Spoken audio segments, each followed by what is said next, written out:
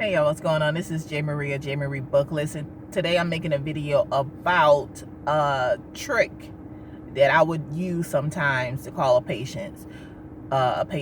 So we all know that the patients call us at the nursing station by using the call light.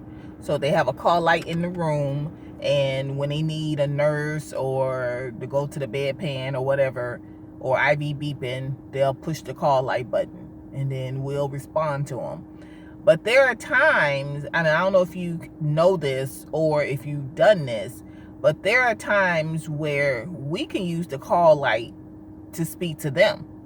So I learned this a long time ago when I worked at the first hospital, because the way we used to program the pagers, we had to use the call light.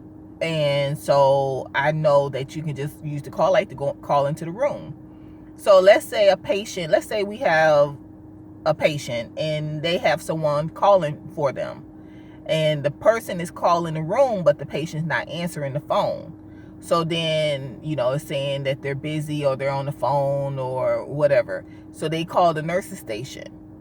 So they say, I've been calling all day and the line is busy. So then, and that's weird, for a line to be busy all day. You call different hours, different times a day, and the line is busy. So 9 times out of 10, the phone is off the hook. That's what's going on. So the person is trying to call into the room, call the patient on the hospital phone, but the phone is off the hook. So one of the things you can do, like if you work on a busy floor and it's a busy day, one of the things you can do, like you don't have time to get up and go down the hallway and check and see if they're on the phone, you can just call into the room. So you just use the same call light that they call you on. You just push in the room number and the bed number. It just all depends on how it's set up. And you say, you push the numbers and the bed number, you go, Mrs. Smith. And at first they're gonna be shocked because they're not used to that. And then you say it again, Mrs. Smith, and then when they answer yes, because they're going to try to figure out where their voice is coming from. That's what they're trying to figure out. So when they respond yes, you say, I have your daughter, or, because usually the person will identify themselves who's calling. I'm trying to call my mom and whatever. Your daughter is trying to call you. Is your phone off the hook? And, and then they'll be like, oh, yes, it is. I didn't hang it up. And, so then you say, okay, I'm going to go ahead and I'm going to transfer the call into the room. So give them a chance to, get the phone and, put it back on the hook. And then you would, get back on the call with the daughter and say, okay, I'm now going to transfer you into the room. And then that's it. And then, you listen until you make sure that the patient picks up the phone, and then voila. Now, like I said, you could get up and go down there and check and see if the phone is off the hook, or, things like that. Sometimes I've had cases where I've done that. I've called into the room and they're like, I'm on the phone. Like they've been on the phone all day talking to everybody. Okay, they talking to everybody. And so they've been on the phone all day. So it's not that the phone is off the hook. They're on the phone talking. They just chatting it up. And so, but 9 times out of 10, the phone is off the hook. And so instead of walking down there, now if you ain't doing nothing, if it's a nice calm day, you can walk down to the room. But if it's one of them busy, crazy days and you can barely, swallow, okay, your feet, your butt hurt, everything hurt because you can't get out your seat because that's how busy it is, then just use the call light to call into the room and, see if the phone is off the hook so you can transfer that call and get them off your line.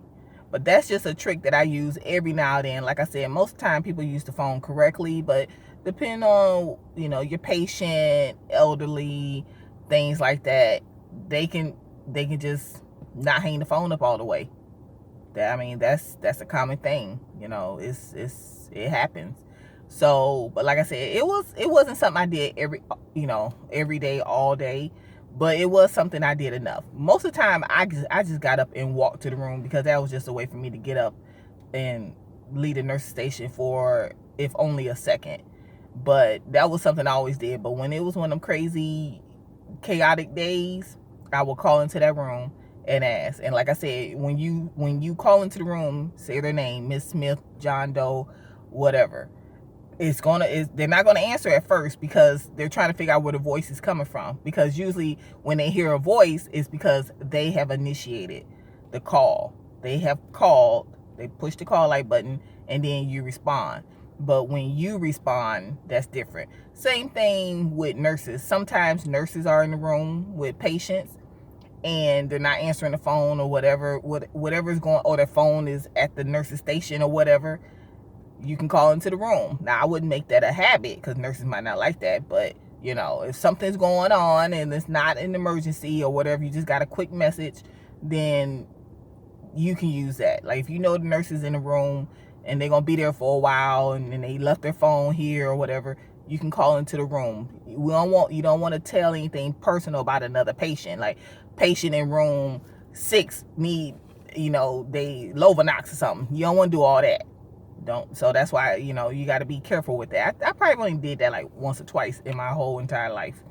Called into a room where I knew the nurse was in the room, but usually it was something work related, but had nothing to do with the patients, and nothing that I would, that you really shouldn't be saying in front of the patient. Do you understand?